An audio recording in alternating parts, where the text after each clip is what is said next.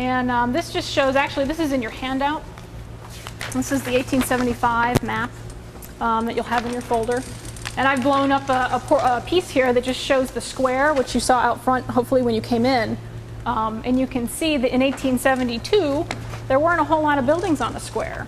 But if you look at it now, and this is a small picture, but you can see the square is pretty much built up, maybe a little bit of a, there's something missing up here, which actually was a school that burnt down. But by 1905, Nelsonville had reached its present size and configuration. The population continued to rise by 1910, and there were 6,000 living here at that time. In the 1920s was actually when the peak happened, and since then the population has declined. So, also involved with the boom period were social organizations that evolved to support the community. So you'll see Masonic lodges crop up, YMCAs, Elks, other fraternal lodges, churches and religious structures. All of these things were popping up from the demand from people moving here.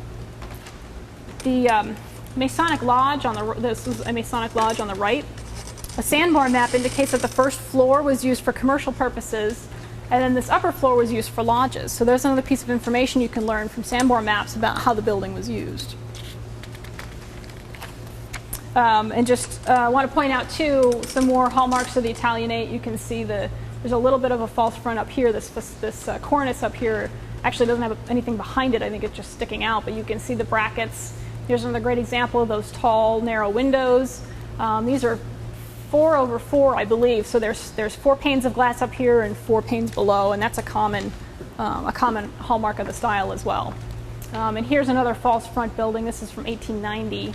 Just sort of a cute little building that has survived. And you can see the evolution here. This is the oldest. This is the oldest from left to right. So you've got an 1905 building and then down to 1870. So some more examples of this boom period architecture. All of these are associated with this growth period. Up in the left here, this is the Eagles building. Again, another upper floor lodge type structure, and then the lower floors were commercial. Bottom left, this is the Stewart's Opera House, where we are right now. You guys are familiar with that one already. And then Carpenter Hardware Store was built, I believe, 1902. And it's got some interesting, this is actually metal. This is like a pressed metal facade on it, so it's a really interesting detail and quite colorful. Here's some examples of the religious structures that were going up at the time. This is an older example of this picturesque style that I was talking about. This has some Gothic forms, this sort of peaked gable here, this tall spire and steeple. And this is a revival. This is sort of Americans throwing back to an older time that you can see. They do differ between the two, even though they're a similar style. The interpretation of those styles is different. These are both also in Nelsonville. And Nelsonville has a lot of Italianate and picturesque type architecture. These houses really show the specific, sort of the regional variation of the Italianate, because you can see that they all share these distinctive hood molds. Excuse me. And they have the hipped roof, they have this square plan, and they sort of have a setback on a lot still. So, and the gabled L is a later house type, so we're talking like late 19th century. We're getting into, excuse me, the Queen Anne and the Victorian era. So this is a Second Empire house, which is pretty distinctive because you can see the mansard roof, which is this curved roof line. And excuse me. This is another example of an example of a Queen Anne house. I'm gonna have to get a drink of water. I don't have anything. This is an irregular plan, and you can see it sort of has multiple roof lines. There's more detail in the house. You can see the imbricated shingles on the side of the house. So it's getting more elaborate. It's getting prettier, and it's coming away from that boxiness that we saw with the Italianate. These are examples of some details that could be ordered out of pattern books to put on your house as you're constructing your house. And these were also transported throughout the country by the railroad. So they were dispersed with that way. And you're seeing the emergence of architectural schools in the U.S. So there's becoming a more refined way of handling architecture at this time. Getting sort of past the turn of the century, the turn of the 20th century, these are just some examples of worker-type cottages and double houses. So this is where mine workers and laborers would have lived. Equally as significant as some of the prettier houses, because this is the backbone of Nelsonville right here. And you can see this is a house type. This is an American four-square. So it's square in plan, 4 rooms over 4 rooms. Here's a hipped roof cottage. Not too impressive to look at, one would think, but they're pretty significant in their history and how they've helped the community.